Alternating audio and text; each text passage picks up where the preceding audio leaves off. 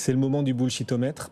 Il est 16h49. Chaque jour, un expert de marché vient dégonfler une idée reçue, déconstruire un consensus de marché un peu trop facile à ses yeux, à son goût. C'est Stéphane Van Nuffel qui nous accompagne aujourd'hui. Il est le cofondateur de netinvestissement.fr. Bonjour Stéphane. Bonjour mon cher Guillaume. En bourse, on a coutume de dire que si une action baisse, tant que je n'ai pas vendu, je n'ai pas perdu. Vous venez débunker cet adage, vous le jugez bullshit.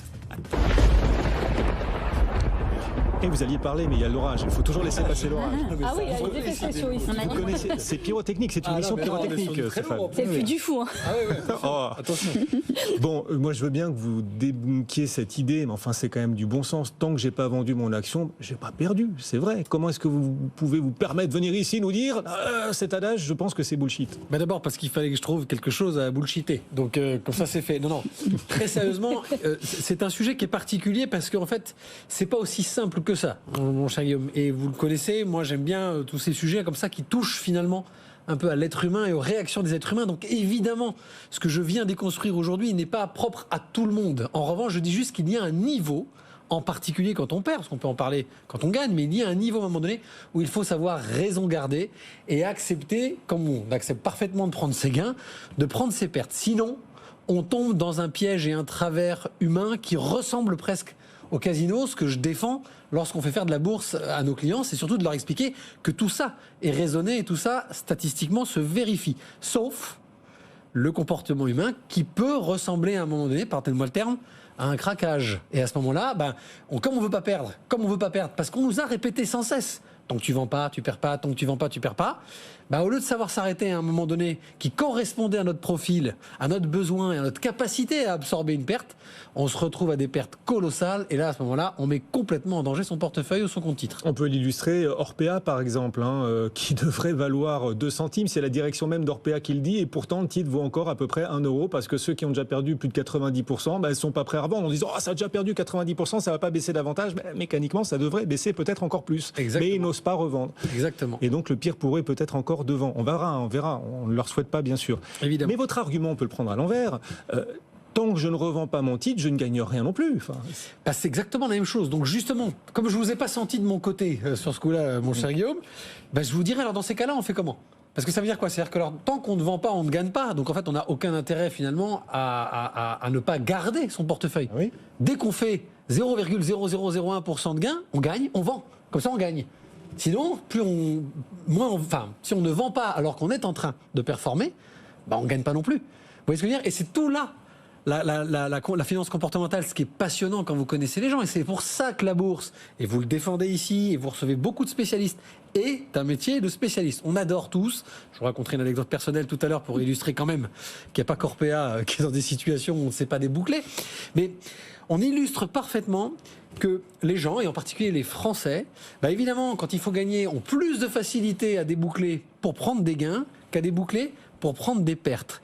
Et finalement, pourquoi ? Parce qu'ils ne diversifient sans doute pas assez leur portefeuille, leur compte titre, etc., etc. Et c'est souvent quand on est très convaincu d'une action, très convaincu d'un secteur, qu'on fait ces erreurs dans un sens ou dans un autre. C'est-à-dire qu'on les garde beaucoup trop longtemps, et je ne vais pas vous faire l'adage, parce qu'il y a je ne vends pas, je ne perds pas, il y a les arbres ne montent pas au ciel, il y a le couteau qui tombe dans la main, enfin, il y a énormément d'expressions boursières, il y a j'investis au son du canon et je vends au son du clairon, etc., etc. Donc, toutes ces expressions-là sont extrêmement imagées, mais elles révèlent fondamentalement la capacité des gens, que ce soit dans un jeu, que ce soit dans une relation humaine, et alors en bourse c'est fondamental, à finalement avoir plus de facilité à sortir quand ils gagnent que quand ils perdent.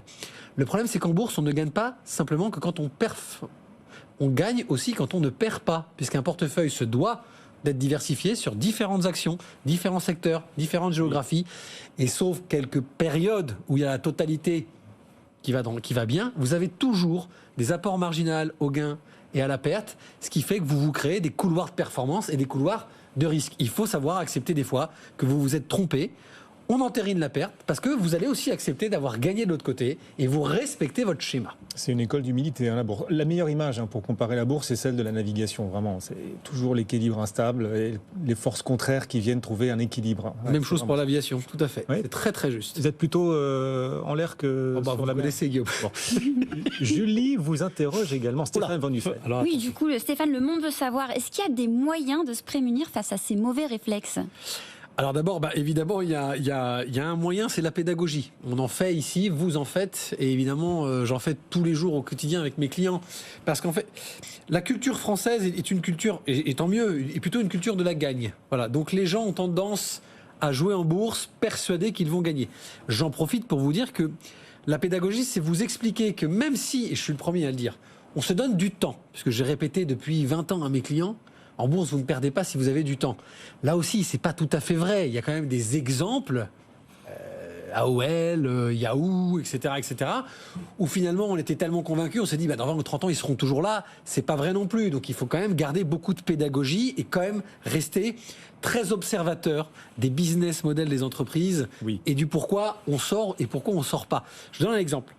Aujourd'hui, vous avez sur ce plateau, ils ont été déjà cités plusieurs fois. Vous avez des gens qui vont vous dire il faut que je sorte, Tesla a pris moins 14 fin d'année dernière parce que Elon a encore dit quelque chose qu'il fallait pas dire. Bon, le modèle a suffisamment de profondeur, je pense, dans l'univers d'Elon Musk pour se dire si vous avez 20 ans devant vous, il y a de grandes chances que normalement il soit encore là, que ça fonctionne encore et qu'il fasse partie des grands. Il y a de grandes chances. J'ai pas dit, il y a 100% de chances. Donc dans ces cas-là, pédagogie, on respire, je ne vends pas. Et là, il n'y a même pas la question de savoir je perds pas ou pas. J'ai parié sur du long terme, donc j'ai parié sur de la croissance de ce monsieur. En revanche, il y a d'autres univers où si on a parié sur des laboratoires pharmaceutiques, suivez mon regard, au moment du Covid, lorsque les confinements se terminent, le laboratoire pharmaceutique n'a pas sorti sa nouveauté et son innovation, on a perdu, point. Donc cette pédagogie est très importante de revenir aux fondamentaux. J'ai bien aimé, Guillaume, ce que vous avez dit, il faut être humble en bourse, c'est-à-dire il faut bien analyser et pas se sentir plus intelligent que le marché. Parce que c'est pas vrai, ça ne peut pas être vrai. Sabrina. Et oui, aussi en bourse, mais aussi dans la vie. Et vous, alors, quelle est votre recette? Pas forcément magique, mais éprouvée en tout cas. Alors, je vous raconte en 2 secondes, c'est honteux parce que les cordonniers sont jamais les mieux chaussés. Pendant le confinement, justement, moi, j'ai eu une profonde conviction sur un certain nombre de choses autour du développement durable et de la santé.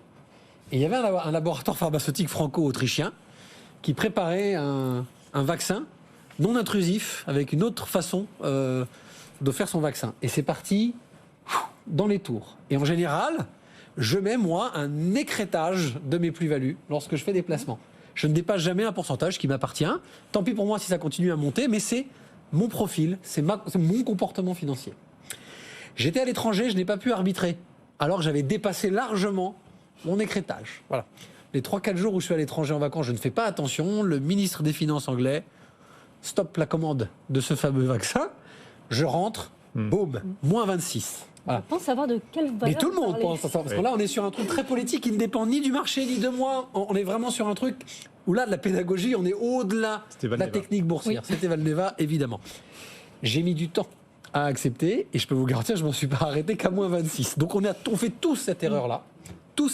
Donc, j'appelle vraiment nos auditeurs, nos téléspectateurs, méfiez-vous du consensus. Méfiez-vous du consensus. On investit vraiment lorsque l'on connaît la valeur dans laquelle on va, qu'on a des convictions.